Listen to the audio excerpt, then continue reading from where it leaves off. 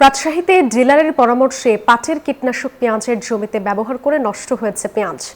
ঋণ করে চাষ করা পেঁয়াজ নষ্ট হওয়ায় দিশেহারা কৃষক। এই বিষয়ে রাজশাহী থেকে বিস্তারিত জানাতে যুক্ত হচ্ছেন সহকর্মী মতিউর মর্তুজা। যাব তার কাছে।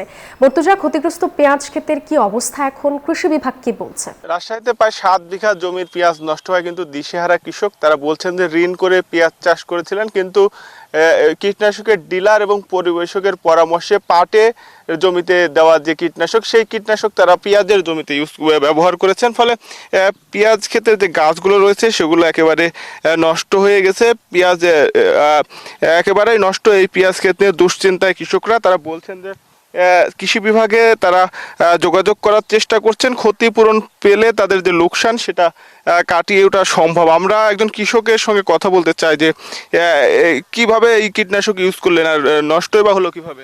আসসালামু আলাইকুম, আমি মোহাম্মদ শাবানা বেগম। আমার বাসা ললিতনগর মুচিয়াপাড়া। আমরা অনেক গরিব মানুষ। আমরা হলো কৃষি কাজ করি, আমরা হলো কৃষি জিনিসপাতি করি, আমরা ফসল করি। আমাদের ফসলে অন্য বার আমরা ভালোই ফসলে ফলাফল পাই। এবার আমাদের এমনভাবে ফসলে আমাদের ফলাফল দিয়েছে যে আমরা সারাদিন রাত্রে কাঁদলেও আমাদের চোখে পানি জল শুকিয়ে যাচ্ছে। আমাদের কৃষকেরা এভাবে যে আমাদেরকে মৃত্যু করেছে, এভাবে যে আমরা মরেছি আমরা কখনো কল্পনা করতে পারিনি। আমাদের এই পেঁয়াজের ঋণ করে আমরা এতগুলো টাকা ক্ষয়ক্ষতি, আমাদের ক্ষতিপূরণ কে দিবে আর কার কাছে আমরা যাবো? আমরা যে ডিলারের কাছ থেকে সার বিষ নিয়ে এসেছি সেই ডিলারকে বলছি, তো সেই ডিলারও আমাদেরকে ডিনাই করছে, বলছে না আমরা এই যেটা দিয়েছে সেটাই তো, তাছাড়া তো আমরা তার অন্য কোনো বিষ আমরা দিতে পারি না। তো আমাদের আবেদন একটাই তারেক জিয়া রহমানের কাছে যে আমরা গরিব মানুষ, সাধারণ গরিব মানুষ, আমরা খেটে খাই, আমরা চলতে পারি না।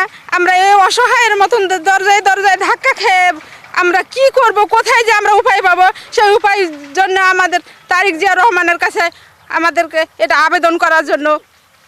ধন্যবাদ আপনাকে। আমরা কথা বলছিলাম কৃষকের সঙ্গে, তিনি যেমনটি বলছিলেন যে বিষ কীটনাশক ব্যবহার করার পরে তাদের এই পেঁয়াজ এর জমি নষ্ট হয়েছে। আমরা কৃষি বিভাগের সঙ্গেও কথা বলেছি, তিনি যেমনটি বলছেন যে কৃষকরা যদি লিখিতভাবে অভিযোগ দেয় তাহলে কৃষি বিভাগ কৃষকদের ক্ষতিপূরণ দেওয়ার বিষয়ে উদ্যোগ নেবেন, তারা তদন্ত কমিটি করবেন এবং কী কারণে পেঁয়াজ নষ্ট হলো প্রায় 7 বিঘার সেটি তারা খতিয়ে দেখবেন। আমরা ডিলারের সঙ্গেও কথা বলেছি, ডিলার বলছেন যে তিনি পরামর্শ দিয়েছিলেন কৃষকদের এই কীটনাশক ব্যবহার করার, তবে নষ্ট হয়ে যাবে সেটি তিনি বুঝতে পারেননি, যে কারণে কৃষকদের সঙ্গে আলাপ করে ক্ষতিপূরণ দেওয়ার চেষ্টা করছেন। একই সাথে যারা এই কীটনাশকের পরিবেশক রয়েছেন তারাও কিন্তু বলছেন যে কৃষকদের সঙ্গে আলোচনা চালিয়ে যাচ্ছেন। এই ছিল রাজশাহী থেকে সর্বশেষ সাদিয়া।